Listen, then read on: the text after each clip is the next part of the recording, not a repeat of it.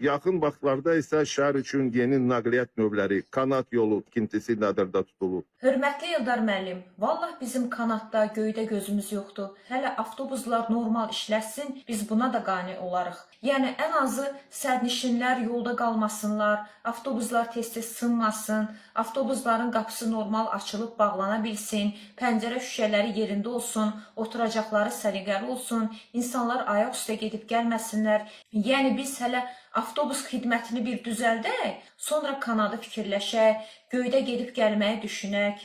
Eldar müəllim, yəni biz hələ bu bəsit nəqliyyat xidmətindən normal istifadə edə bilmirik. O ki qaldı kanat məsələsi. Siz bu avtobus məsələlərini həll edin, biz buna da qane olarıq. Ən azı normal avtobus xidməti görə bilək. Bəli, Eldar müəllim deyə bilər ki, bu məsələlər Azərbaycan Yerüstü Nəqliyyat Agentliyinə aiddir. Doğrudur, haqlısınız, həqiqətən aynaya aiddir. Amma neyniyək, Eldar müəllim? Aynaya bu qədər yazırıq, pozuruq, danışırıq, bir faydası yoxdur. Bari heç olmasa siz bu haqda məsələ qaldırın ki, sakinlər, vətəndaşlar, sərnişinlər narazıdır. Bir xeyli narazılıq var.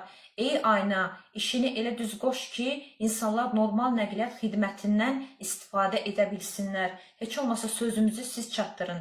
İndi deyəcəksiniz ki, mən Bakı şəhər icra hakimiyyəti başçısıyam. Xırdalandan, Masazırdan, Sulutəpədən mənə nə? Bunlar Abşeron rayon icra hakimiyyətinə baxır.